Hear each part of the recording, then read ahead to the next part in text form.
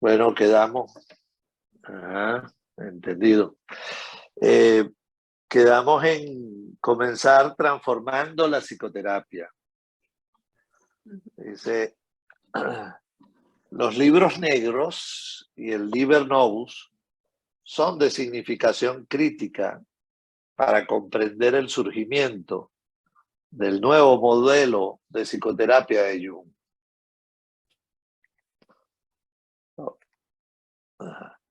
En 1912, cuando escribió Transformaciones y símbolos de la libido, consideró que la presencia de fantasías mitológicas, como las que están presentes en los libros negros, eran los signos de un aflojamiento de las capas filogenéticas del inconsciente, indicativas de esquizofrenia.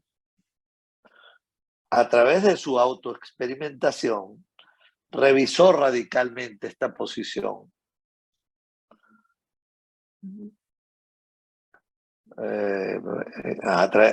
Lo que ahora consideraba crítico no era la presencia de ningún contenido en particular, sino la actitud del individuo hacia él. Y en particular, si un individuo podía acomodar dicho material en su cosmovisión. Esto me parece importantísimo, porque y creo que allí comienzan otras discusiones que tienen que ver con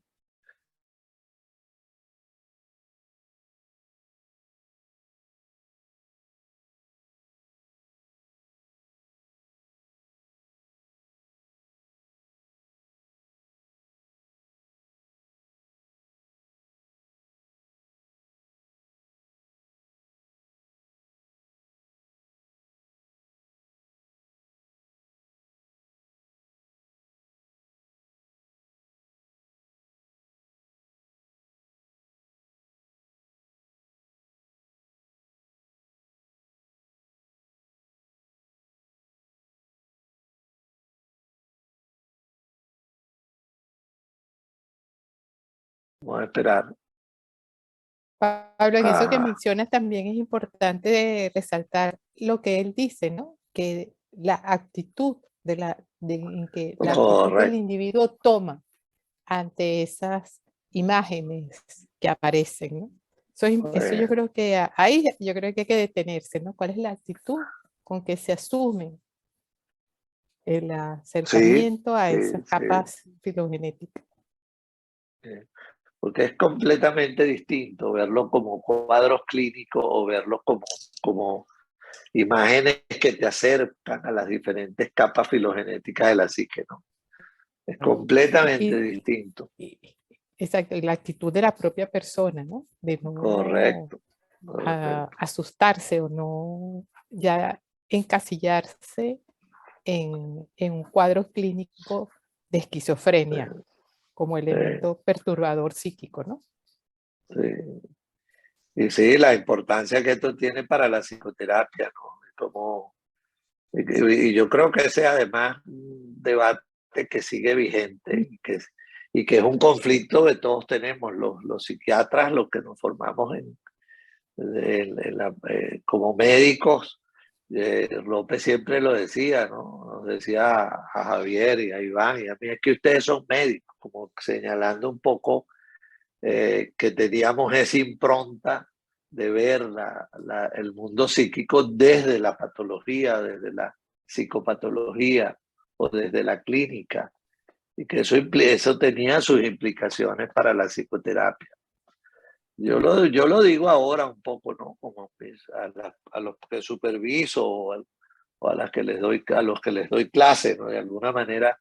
Bueno, ustedes saben en clínica, ahora van a ver expresiones psíquicas, un poco para intentar hacer esa diferencia entre lo que es un cuadro clínico como tal, que uno no puede dejar de tenerlo presente, a lo que puede ser una expresión de una capa filogenética de la psique, porque eso tiene mucha importancia para la psicoterapia y cómo te acercas a eso desde el punto de vista psicoterapéutico.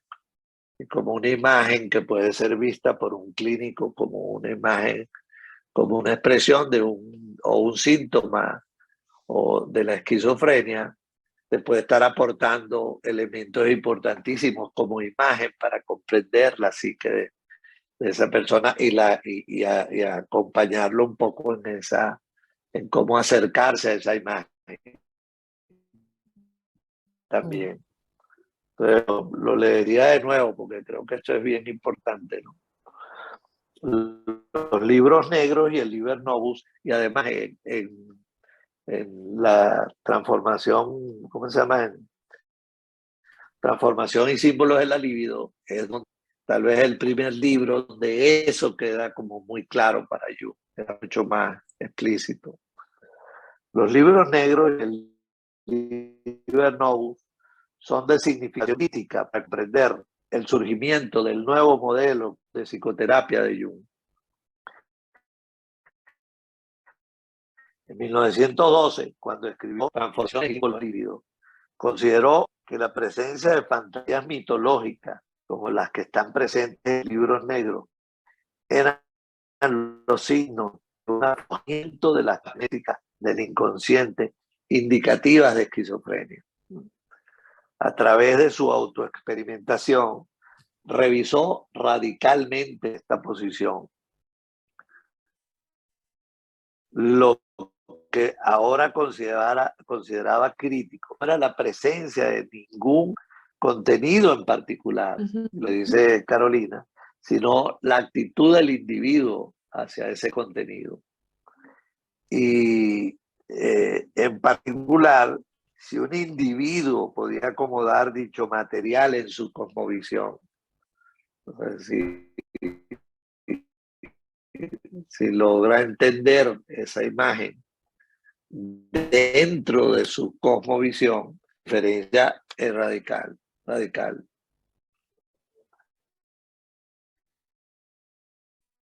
En su epílogo al Liber Novus, que para el observador superficial la obra parecería una locura y podría haber llegado a serlo si no hubiera podido contener y comprender las experiencias. Que está hablando, bueno, de ese cambio de actitud, ¿no? Primero de contener, que yo creo que es un elemento ahí sumamente importante, cómo somos capaces de contener ciertas imágenes que nos pueden aparecer y nos acompañan. Y que eso nos lleve a comprender la experiencia, que es otra, que es otro énfasis que él hace, ¿no? En la experiencia, o la experiencia muy particular que tiene un sujeto con sus propias imágenes. En una entrada del 17 de enero de 1914, presentó una crítica de la psiquiatría contemporánea, destacando su incapacidad para diferenciar la experiencia religiosa o locura divina de la psicopatología. Y aquí está, y aquí hay muchísimo material como que nos acerca a eso de otras maneras, ¿no? Está el libro de William James sobre variedades de la experiencia religiosa.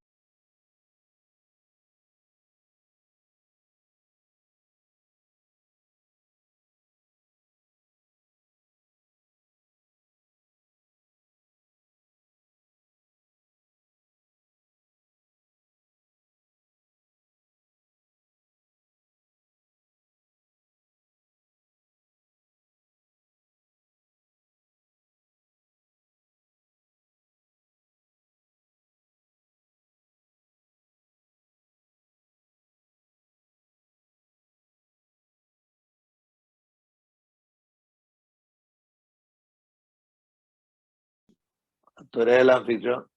Ah, ok. Entonces creo que aquí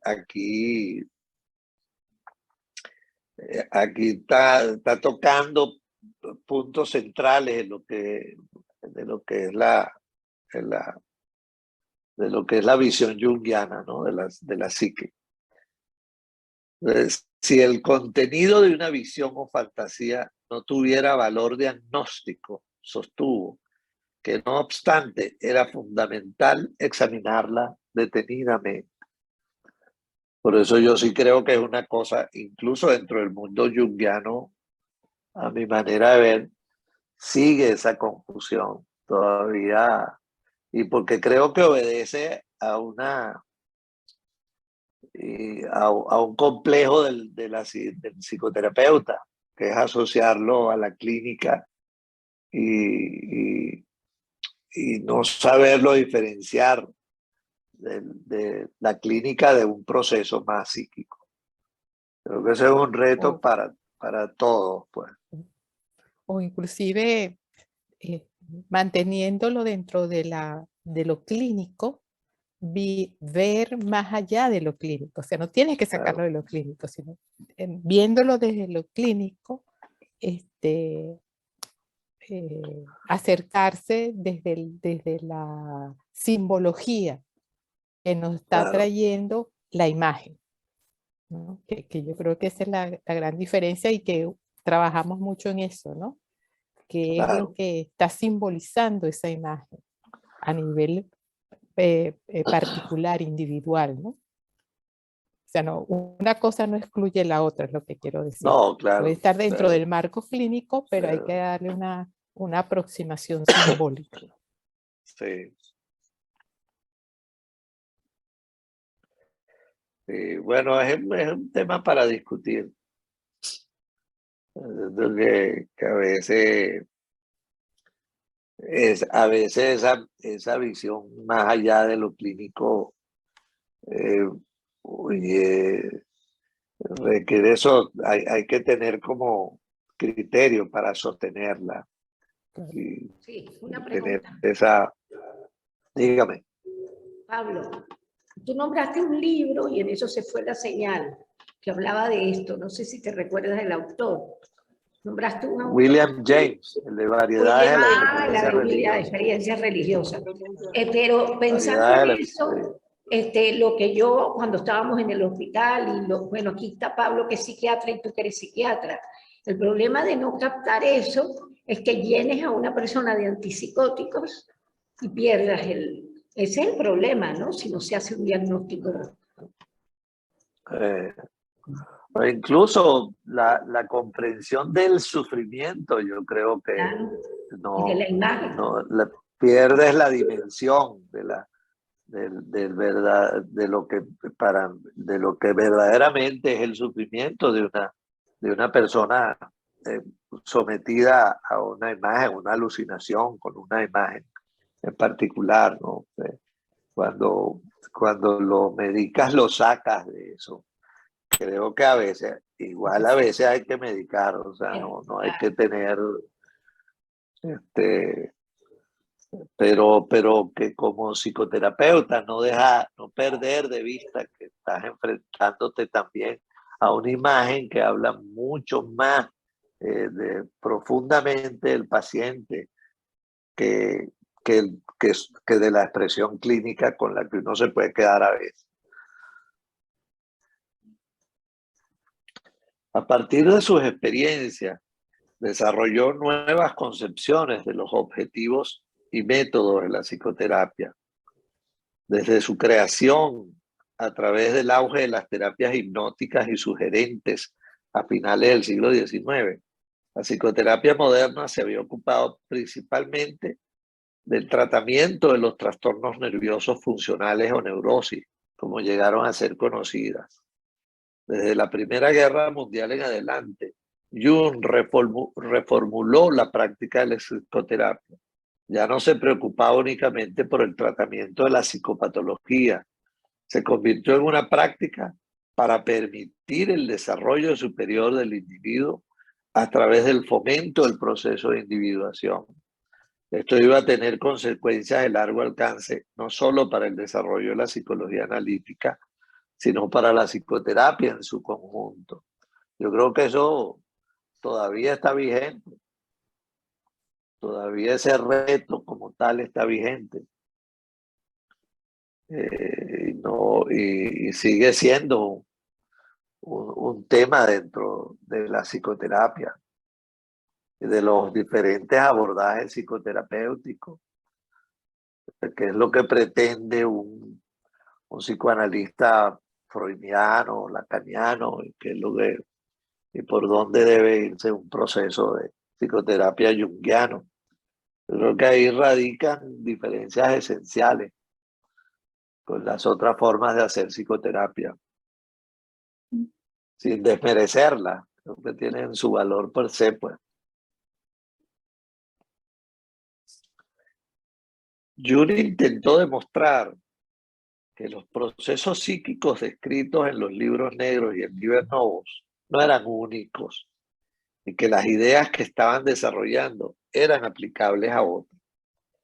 Para estudiar lo que producían sus pacientes, construyó una extensa colección de sus pinturas. Y además hay que agregar que lo estaba como experimentando, ¿no? Experimentando el encuentro con esas imágenes. Y creo que por las razones por las que siempre se ha dicho que él estuvo psicótico en esa época.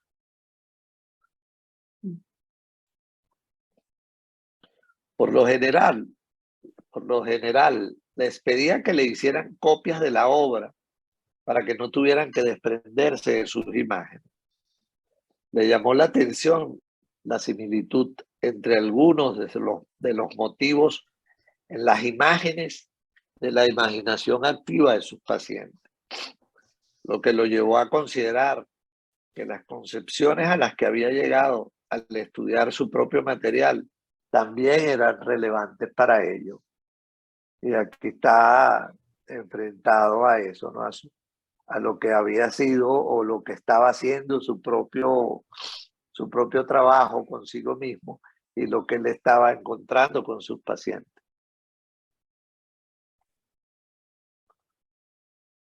En 1929 describió su objetivo como de provocar un estado psíquico en el que el paciente comienza a experimentar con su propia naturaleza.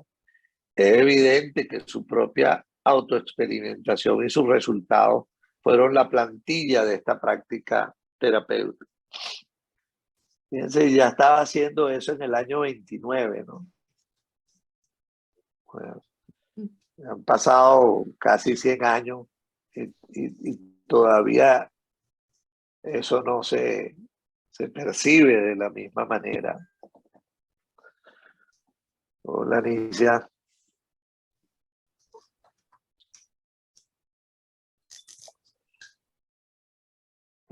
Durante este periodo continúa instruyendo a sus pacientes sobre cómo inducir visiones en un estado de vigilia. En 1926, Christiana Morgan acudió a Jung para su análisis. Ella había leído tipos psicológicos y recurrió a él en busca de ayuda con sus problemas con las relaciones y con la depresión. En una sesión en 1926, notó el consejo de Jung sobre cómo producir visiones. Bueno, ya ves que estos son demasiados vagos para que yo pueda decir mucho sobre ello. Son solo el comienzo. Solo usas la retina del ojo al principio para objetivar. Entonces, en lugar de seguir tratando de forzar la imagen, solo quieres mirar hacia adentro. Ahora, cuando ves estas imágenes y quieres sostenerlas y ver a dónde te llevan, cómo cambian. Y quieres tratar de entrar en la imagen tú mismo, como meta, convertirte en uno de los actores. Cuando empecé a hacer esto, vi paisajes. Luego aprendí a ponerme en el paisaje y las figuras me hablaban y yo les respondía. La gente decía que tiene un temperamento artístico, pero era solo que mi inconsciente me estaba balanceando. Ahora aprendo a actuar su drama, así como el drama de la vida exterior, por lo que nada puede hacerme daño ahora. He escrito 1000 páginas de material del inconsciente. Contó la visión de un gigante que se convirtió en huevo. El huevo en un huevo. Describió sus propios experimentos en detalles a sus pacientes y les dijo que hicieran lo que él había hecho. Su papel era supervisarlos en la experimentación con su propio flujo de imagen. Jung llegó a sugerir que algunos de sus pacientes prepararon su propio Liber-Novus. Morgan lo notó diciendo: debería aconsejarte que lo pongas todo tan bellamente como puedas. En algún libro bellamente encuadernado. Parecerá como si estuvieras banalizando las visiones, pero necesitas hacer eso entonces. Te librarás del poder de ellas. Si haces eso con estos ojos, por ejemplo, dejarán de ser atractivos. Nunca debes tratar de hacer que las misiones vuelvan a aparecer. Deben ser las visiones. Piénsalo en tu imaginación y trata de pintar. Entonces, cuando estas cosas estén en algún libro precioso, puedes ir al libro y pasar las páginas.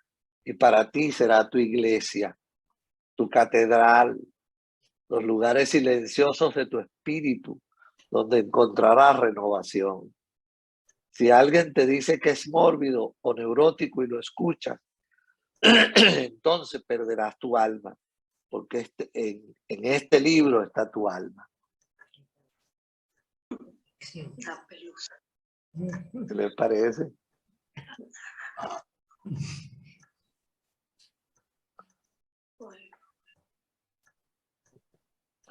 Nunca había visto un ejemplo como tan preciso de cómo relacionarse con tus propias visiones religiosamente. Creo que él aquí lo hace, ¿no? Bueno, y también yo creo que esa aproximación que él va describiendo es una manera de que esas imágenes no se conviertan en imágenes amenazantes, sino poderlas plasmar en el libro, en el diario, en el cuaderno, en las hojas, te da la posibilidad de interactuar con ellas de una manera más psíquica y no como una amenaza que nos aleje de la posibilidad de incorporarlas sí, de incorporarlas al proceso que cada quien esté viviendo en ese momento, ¿no? Claro. Y por en el otro lado, como no banalizarlas tampoco, que es como darle su justo valor.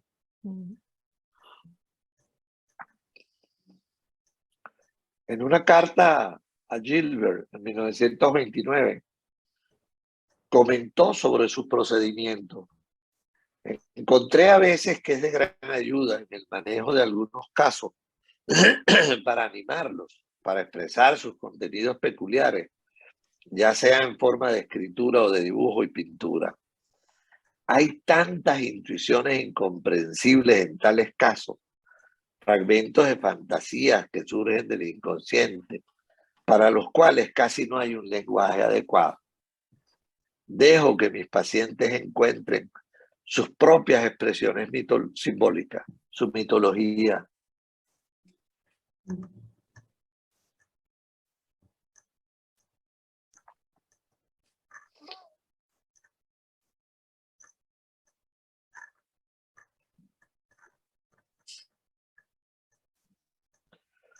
Creo que eso es central para entender incluso para apreciar las diferencias en lo que es una psicoterapia junguiana. Sea desarrollista, arquetipalista, nombre lo que tú quieras, pero ¿a dónde va dirigida? ¿Hacia qué va dirigido? ¿Cuál es lo esencial en ese proceso?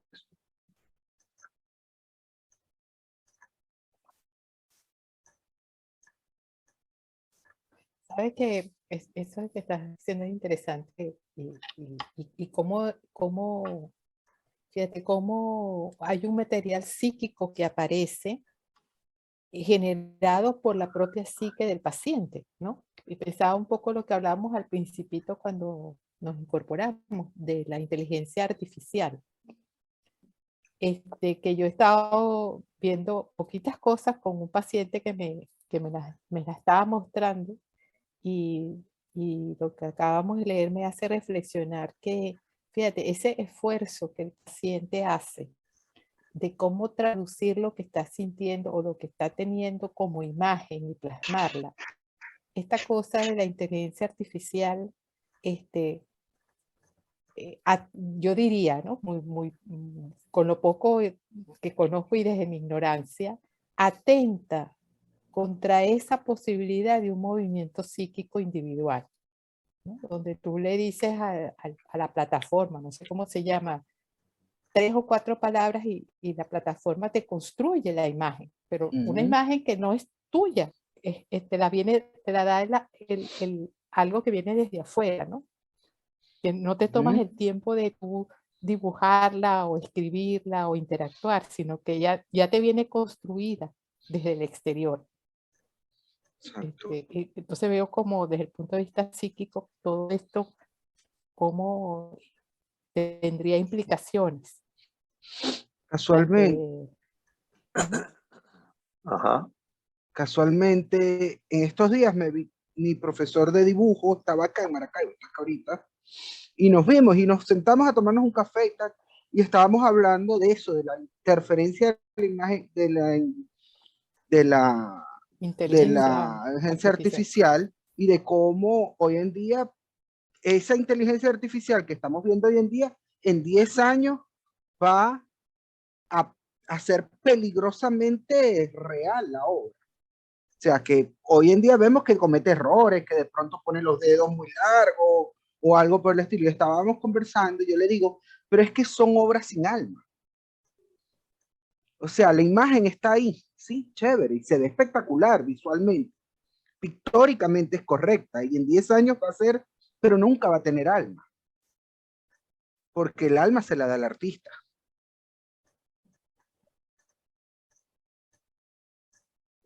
Y creo que leyendo esto, lo que estamos leyendo, me recuerda cuando yo empecé a estudiar arte, ¿verdad? Siempre nos decían, guarden su cuaderno de bocetos. ¿Por qué? Porque ahí es donde ustedes están plasmando el alma de la obra. En esos bocetos, en ese intentar donde está la obra sin la carpintería, lo que uno llama la carpintería, que es la técnica. Es donde está guardada el alma de la obra. Y eso es lo que te va a volver a ti artista eventualmente, no pintor. Y ahí es donde te vas a diferenciar tú de un pintor.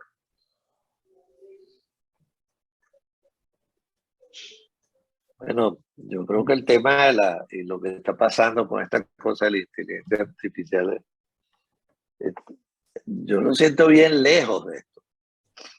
Entonces, suena como muy amenazante. He oído comentarios de gente que está fascinada y encantada de la manera, pero a mí me parece que lo que hace, bueno, es eso, es como una construcción muy mecánica de cosas, ¿no? Y que eso no tiene nada que ver con esto que estamos hablando. Yo creo que un poco para seguirle la pista a Carolina, es que puedes interactuar. Hoy día interactúas y pareciera que uno está conversando con un otro que al final no es real por lo que decía Eduardo, pues no tendrá alma, pues, pero tiene un cúmulo de conocimientos importantísimos que le permite desarrollar una conversación. El problema que yo percibo es que quien tiene los recursos psíquicos suficientes puede discriminar y ver la diferencia, pero ¿y quien no los tiene? Sí. Eso siempre ha sido así. Sí. Con todas las cosas que han pasado, con todas las cosas que han marcado la pauta. Siempre, en toda la historia del hombre, eso siempre ha sido así. Siempre, siempre ha sido así. Usted, eso que están hablando me recuerda que una vez alguien describió a Chávez como era, como el, ¿cómo se llama eso que está en los próceres, Los el espejo de monolitos, agua que está en los próceres? los monolitos. No, la que está antes de los monolitos, que está una Hay un espejo allí, sí, en medio de de agua largo, decía que era inmenso, pero de una profundidad muy sí. pequeña. Entonces, yo me hacen pensar en eso también, incluso con este tema de la inteligencia artificial. Ahí puede haber acumulado mucho conocimiento y mucha capacidad de interactuar, y yo no dudo que se desarrolla, y yo no dudo que va a tener un gran valor, y ya lo empieza a tener para muchas cosas de lo humano. Pero yo creo que es que esto es otra cosa, esto está lejísimo, como yo lo veo, pues, hasta ahora, muy poco de eso. Sé que algunos han hablado con mucha fascinación del tema, incluso me mandaron algo para que oyera de una disertación que había establecido, y a mí me pareció un poco eso que dice Carlos, ¿no? A mí me pareció que más bien era repetitivo y circular y no alcanzaba sino ciertos niveles, que puede acumular mucho más información, mucho más capacidad probablemente, pero creo que esto es otra cosa. Y yo insisto en eso. Yo lo veo distinto. Quería comentar, Pablo, ajá, que, bueno, en relación a esto, ¿no? Que, bueno, una amiga me comentó que está metido mucho más en la parte docente y de literatura y tal, que hay un premio importante de poesía, ¿verdad? Que se ganó una computadora de inteligencia artificial. Un grupo de jóvenes, ¿verdad? Creó un personaje con un nombre atractivo, como si fuera un poeta, ¿verdad? Y le mandó, y mandó a la máquina a construir pues todo un libro de poesía, ¿ok? Y lo metieron dentro del concurso. O sea, fue como una manera de probar que esto también tenía un impacto, ¿no? Entonces fue bien desconcertante porque esta inteligencia emocional se ganó el primer premio de un concurso bien importante de poesía, que ahorita no recuerdo cuál es el nombre. Eso fue en México. Y bueno, pero lo que yo, o sea, yo creo que lo difícil acá es un poco lo que dice Jung de los pacientes, o sea, qué hacen con las imágenes que le vienen, ¿no? La actitud y la capacidad de integración y la capacidad de resonancia con esa imagen, ¿no? O sea, de cómo afecta esa imagen. Porque que yo creo que, bueno, quizás esto nos ponga a trabajar más desde el punto de vista más psíquico y profundo, porque quizás esto, lo que ocurre es que tendemos a ser seducidos por la estética de lo que se nos presenta desde el punto de vista intelectual, ¿no? Y no por eso que tiene alma, realmente. Entonces, claro, pero es difícil diferenciar, porque todos de alguna manera estamos imbuidos en esta globalización y de alguna manera, como dices tú, hay que, o sea, esto es un trabajo que no termina, ¿no? O sea, hacer esa diferenciación. Y más que ahora nos lo pone difícil, ¿no? Porque eso, yo creo que de alguna manera podemos estar seducidos por la estética, pero no por el fondo de la imagen, o sea, no por lo que el lenguaje de la imagen, ¿no? El lenguaje profundo de la imagen. Entonces, bueno, es todo un trabajito. Yo sí creo que es un reto y que no dudo yo voy más por ese camino. Es como que cuando se inventó la rueda, se complejizaron muchas más las cosas y se lograron cosas maravillosas con esta invención. Por ahí sí yo voy, ¿no? Que con esto, oye, la vara sube. Exacto. Y yo creo que eso es lo Exacto. importante, de que la vara suba, pues, porque no creo que sea un sustituto jamás de eso, pues como no lo ha sido nunca la tecnología. Y ahí volvemos, bueno, a lo que pueda, a lo que es capaz de hacer el hombre. Las cosas que se siguen haciendo por la fisión nuclear son pero importantísimas. Pero también se creó la bomba nuclear. Claro. Volvemos a eso, pues. Pero lo que se creó, lo que trajo la física cuántica y todas esas cosas, bueno, nos subieron la vara. Yo creo que ese sí es el reto. Entre una cosa, yo creo que también de alguna manera es las proyecciones que pones en la imagen, ¿no? Lo que puede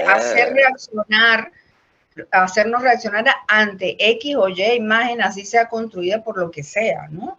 Claro. O sea, entonces, siempre ver desde lo interno qué está pasando, ¿sí? Pero es difícil. Por eso repetiría este último párrafo, ¿no? En una carta a Gilbert en 1929, comentó sobre sus procedimientos. Encontré a veces que es de gran ayuda en el manejo de algunos casos para animarlos, para expresar sus contenidos peculiares, ya sea en forma de escritura o de dibujo y pintura. Hay tantas intuiciones incomprensibles en tales casos, fragmentos de fantasías que surgen del inconsciente, para los cuales casi no hay un lenguaje adecuado. Dejo que mis pacientes encuentren sus propias expresiones simbólicas, su mitología. Ahí le da como ese más peso a lo que tú estás diciendo, Carmen Elena, a cómo, o lo que decía Carolina al principio, ¿no?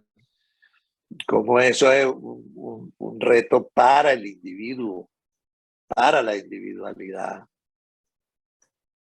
Y bueno, a lo mejor verlo así es distinto, ¿no? Cómo esta cosa que está surgiendo ahorita, de la inteligencia artificial, de esa manera, porque eso ha venido rodando hace tiempo, nos representa un reto para relacionarnos mucho más profundamente con nosotros.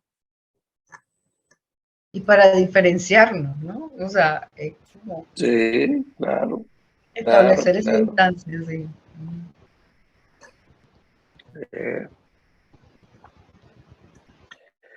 Bueno, el santuario de Filemón. A mediados de la década de 1920, la distinción entre su libro de sueños y los libros negros se volvió cada vez más borrosa. Y encontramos más anotaciones de sueños en los libros negros en este periodo.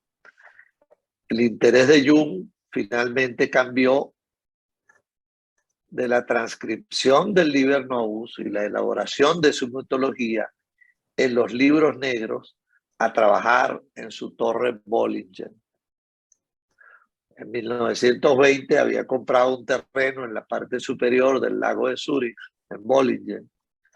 Antes de esto, él y su familia a veces pasaban las vacaciones acampando en el delta, en el extremo superior del lago. Sintió la necesidad de representar sus pensamientos más íntimos en piedra y construir una vivienda completamente primitiva. Bollingen fue un gran asunto para mí, porque las palabras y el papel no eran suficientemente reales. Tuve que escribir una confesión en piedra. La torre era una representación de la individuación. A lo largo de los años pintó murales e hizo tallas en las paredes. Es interesante eso que dice, como que ya el papel y ¿cómo fue que dijo? Las palabras y el papel no eran suficientes. Saltar a otra dimensión, ¿no?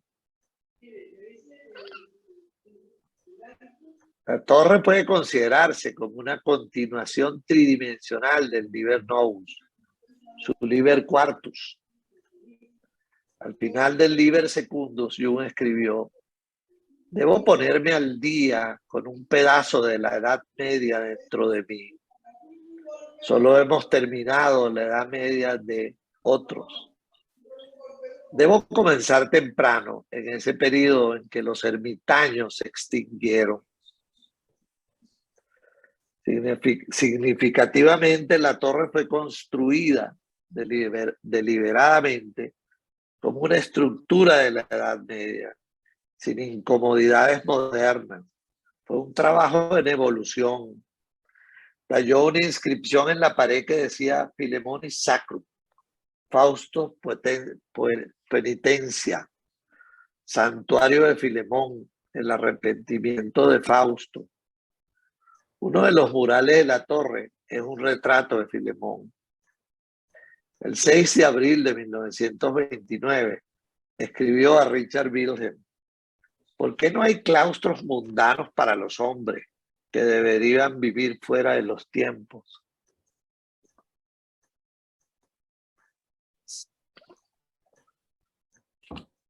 ¿Qué les parece eso? Esa imagen que dan de Bollinger, ¿no? Como una continuación de los libros o de lo que venía él haciendo y autoexperimentando.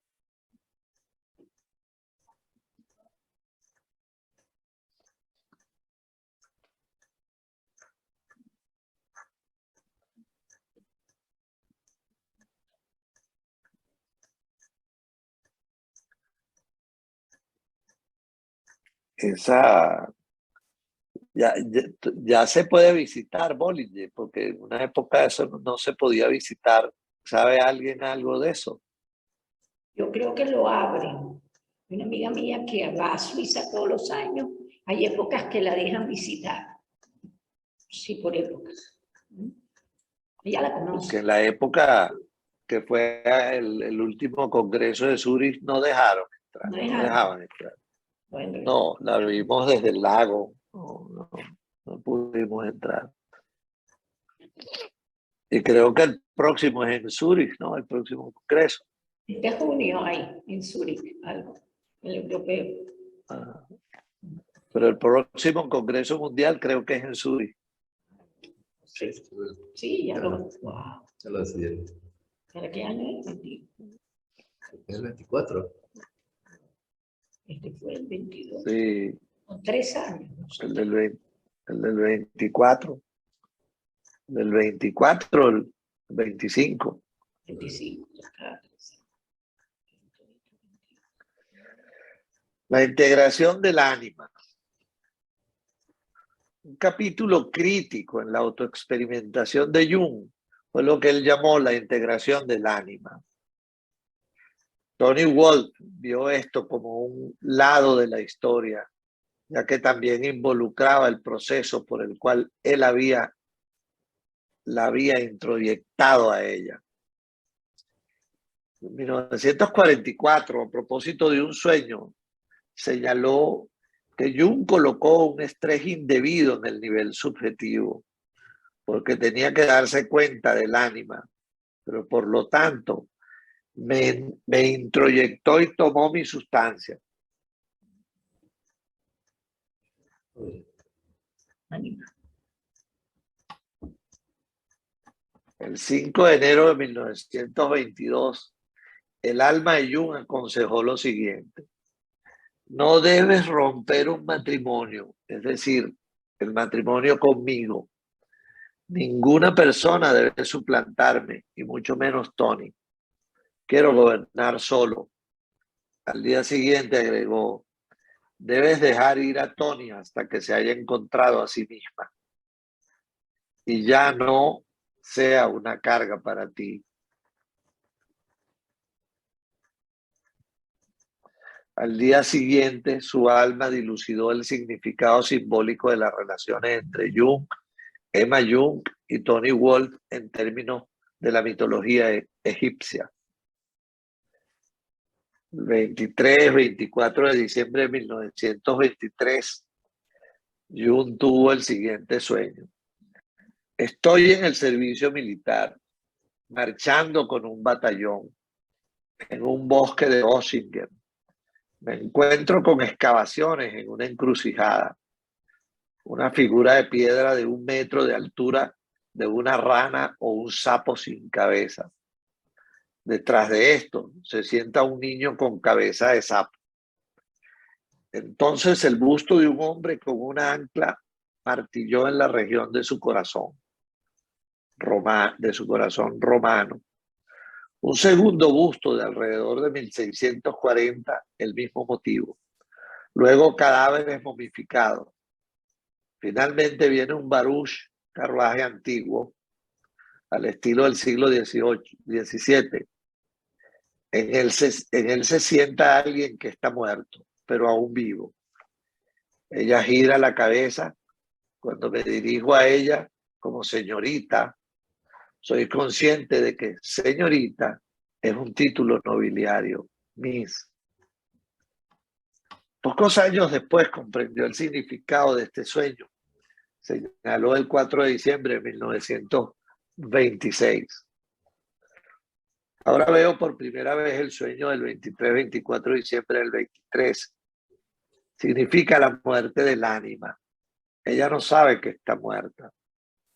Esto coincide con la muerte de mi madre. Desde la muerte de mi madre, el ánima se ha quedado en silencio. Significativo. Continuó anotando algunos diálogos adicionales con su alma, pero su confrontación con el ánima había llegado efectivamente a un cierre en este punto. En contraste con un matrimonio, Tony Wolff vio su relación con Jung como una relación individual. El 20 de diciembre de 1924 señaló: el matrimonio social, legal y psicológicamente aceptado. Nada nuevo puede venir de allí, solo puede ser transformado, también individualmente, a través de relaciones individuales. Es por eso que la relación individual es un símbolo del alma. El 13 de septiembre de 1925, notó que su relación estaba bajo el signo de Filemón. En retrospectiva, reflexionó sobre el papel que ella desempeñó para él. Lo que se ha logrado ahora se basa en mí. A través de mi fe, amor, comprensión y lealtad, lo he guardado y sacado a la luz. Yo era su espejo, como me dijo justo al principio. Pero todo mi sentimiento, fantasía, mente, energía, responsabilidad, funcionó para él. Tengo un efecto, no tengo sustancia. No sabía cómo jugar. Le di su vida. Ahora debe darme la mía y ser un espejo para mí.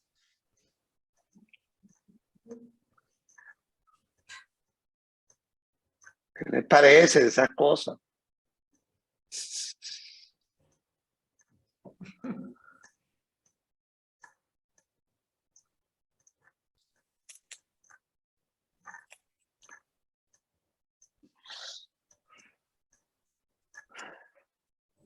Compleja. Silencio. Compleja.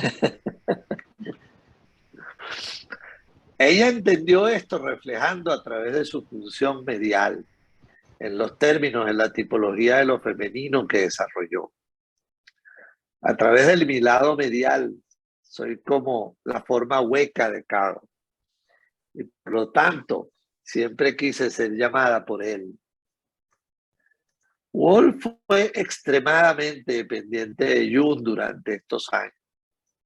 El 10 de abril de 1926 señaló: tenía un escorbuto psicológico debido a la ausencia de C, vitamina C. Al día siguiente añadió otra analogía. Es lo mismo que conmigo que con el Gonji. El Gonji es una ceremonia de adoración al sol de los ugandeses. C no es solo vitamina. Además, cuando estoy con él, el sol naciente es nuevo, relajante. Todo lo destructivo se ha ido. Cuando estoy sola, me carcome. Ella intentó repetidamente, pero fracasó, ser más independiente de él. Ella sentía que su fama y éxito lo alejaba cada vez más de ella y resentía sus obras, sus ideas, sus pacientes, sus conferencias, Emma, niños. Esto fue motivo de amargura. De nuevo algo de resistencia cuando pienso cómo se dio cuenta de todas sus ideas famosas a través de la relación conmigo, que solo admite gravitacional o ocasionalmente. Y lo famoso que es ahora es que Emma está con él en lugar de mí. Y como nunca podré acompañarlos allí,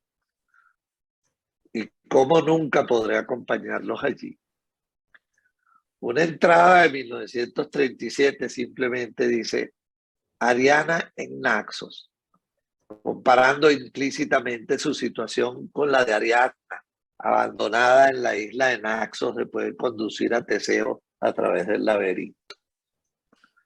En copias dedicadas de sus libros, Jung dio reconocimiento privado de su participación.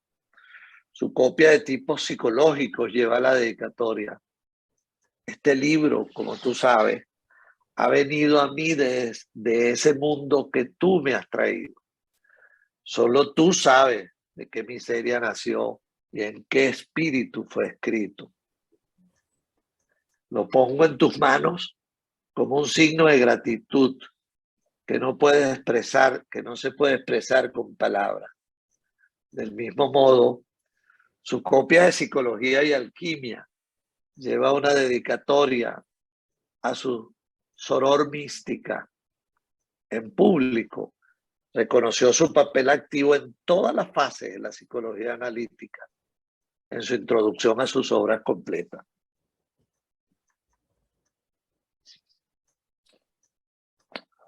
¿Qué les parece esa parte? Pero ella también tiene obras completas. ¿Cómo?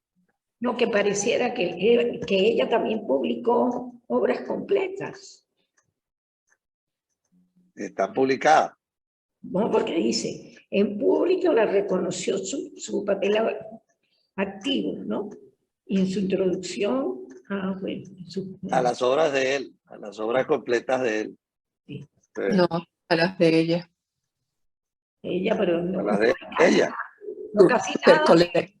De ella hay muy poco. Solamente las cuestiones de lo femenino. ¿Recuerdas que ella sea amazona, Daira? Y otro librito, lo que yo he visto. Ahora aquí están los aspectos de un diario que quizás Sono fue el que lo consiguió. Yo entendí que más bien que él habla de ella en la introducción de sus obras completas. Sí, puede ser. Eso es lo que yo entendí de esa última frase. ¿Ustedes cómo lo ven?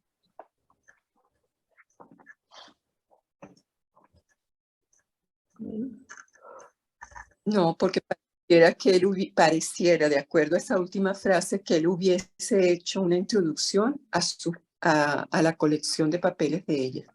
Sí, así Hay parece. que revisar la traducción, realmente. Pues la traducción es mía. O sea no, no es un problema tener... no es la traducción, Sí, es lo que está ahí. Okay, cuando dice, he acknowledged her active role in all the phases of analytical psychology in his his introduction through her collected papers. Ah, ok. 123, eso está atrás. A ver si. No sé, verificar en la cita, a ver. Sí. Bueno, no lo conocemos, esos trabajos.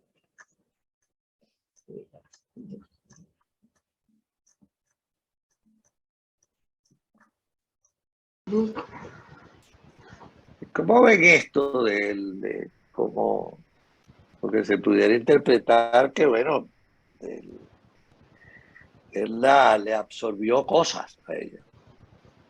Bueno, yo creo que es un dolor muy femenino el que transmite esas frases, ¿no?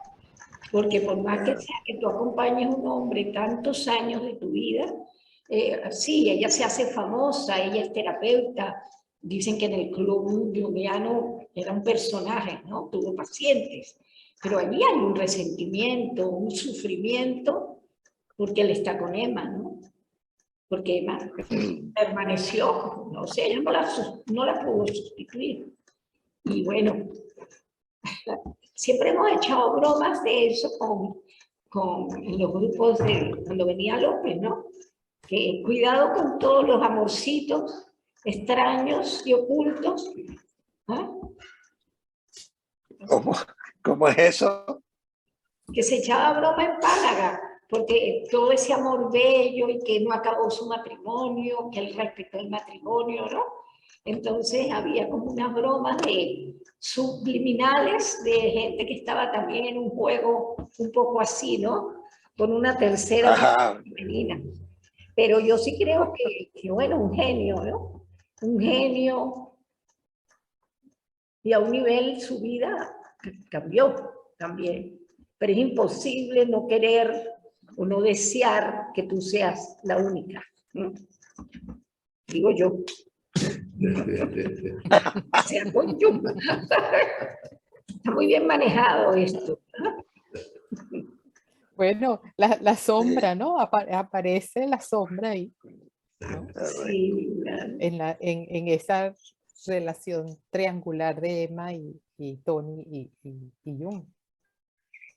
Y que ella lo hace explícito, ¿no? Como desde el punto de vista de lo que ella fue capaz de entregarle y del no reconocimiento de alguna manera en público, aunque dice que se le da el libro, pero públicamente ese reconocimiento pareciera que no llegó. También hay que verlo en el contexto de la época, ¿no? Es decir, mucho más.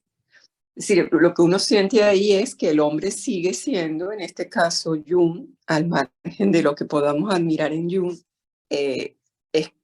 fue capaz, o digamos, aprovechó ese encuentro amoroso para su propio enriquecimiento, mientras que en ella lo que transmite a través de esas palabras es el haber dado y en cambio no haberse ella encontrado, ¿no? Al final de esa acción, que a mí me parece que eso es lo importante, ¿no? A mí eso es lo importante. ¿No? Que bueno, que sí, él lo logra, pero ella no. Ella no. Sí, yo estoy de acuerdo con eso. Para mí eso es lo importante, que ella se queda sin encontrarse a sí mismo. Y eso probablemente por eso está el resentimiento. Y además porque yo creo que actualmente, yo creo que podemos revisar lo que Jung decía con respecto a que al ánimo es al ánima. Yo no creo que eso sea tan unilateralizado ya, que no lo podemos ver de la misma manera que lo planteó Jung.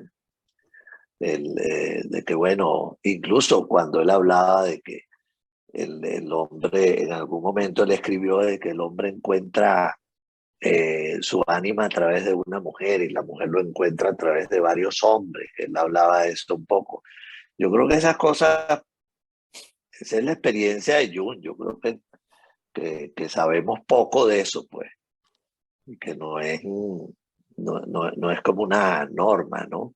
Entonces, por eso yo sí estoy de acuerdo con lo que dice un poco Mireya ahí, de que el resentimiento viene de ella porque él logró una cosa a través de ella que ella no logró a través de él. Más allá de que él tuviera casado, no tuviera casado, o como fuera, pues. O que no abandonara a Emma. Y además esa cosa de la época a la que pertenecía Jung también en ese caso, ¿no? Donde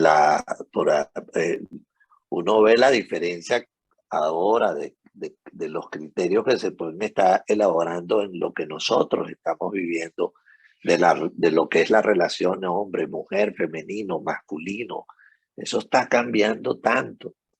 Yo creo que incluso esta cosa de los géneros, lo que es una expresión mal canalizada de ese conflicto interior de uno mismo entre lo femenino y lo masculino dentro de uno, que todos tenemos, una mujer o un hombre indistintamente, que se literaliza con el conflicto de género, pero que es una cosa mucho más íntima y más individual y no tan lineal como, bueno, ánimos, ánima, el ánimo con el ánima, es una cosa mucho más compleja.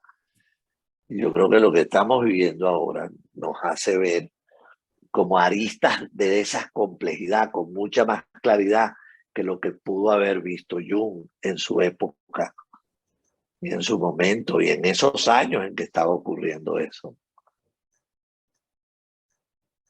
Y yo igual pienso que sigue siendo una lucha de lo femenino por encontrarse todavía. Y ojalá también los masculinos entendiéramos eso, de lo femenino y de uno mismo. ¿Cómo es que es eso de encontrarse con uno mismo?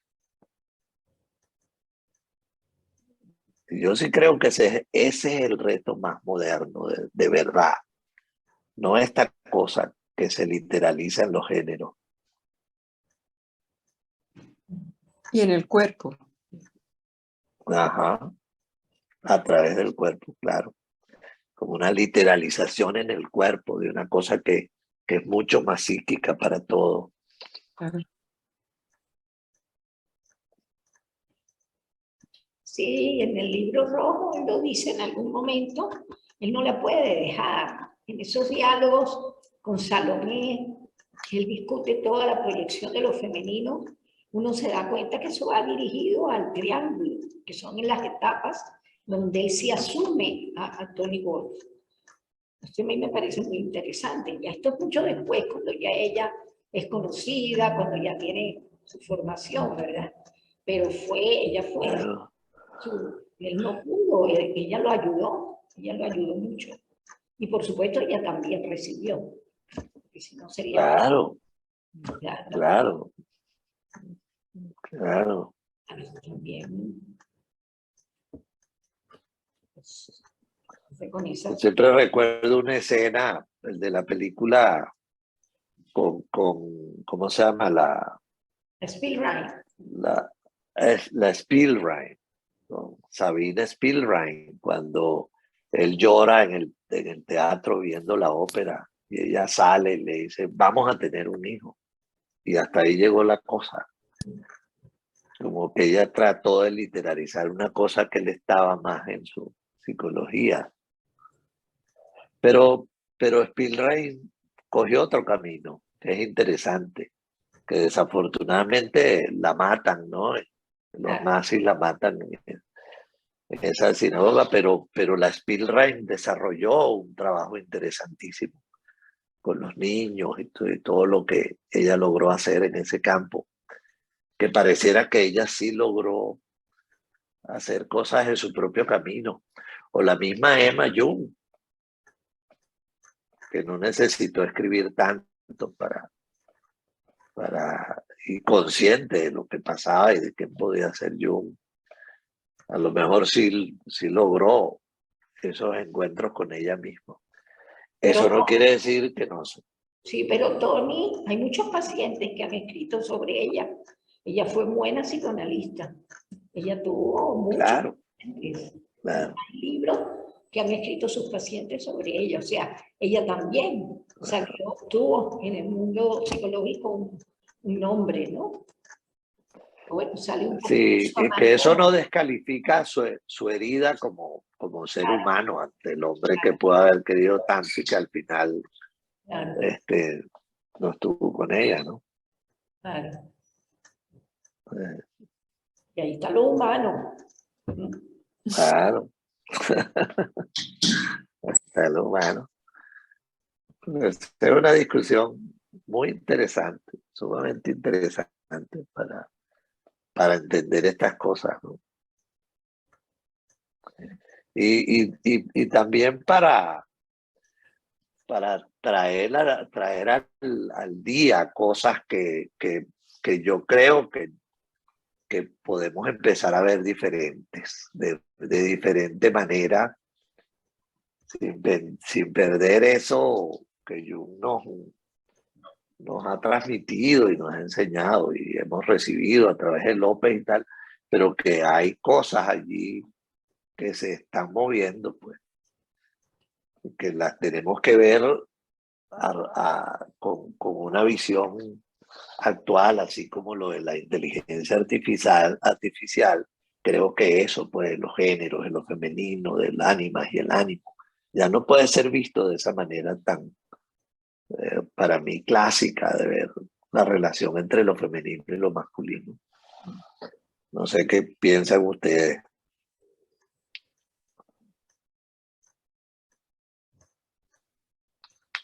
Sí, definitivamente como tú dices, Pablo, no puedo obedecer como a una especie de fórmula matemática, ¿no? O sea, Claro. porque, bueno, precisamente o sea, sabemos del movimiento psíquico y en cada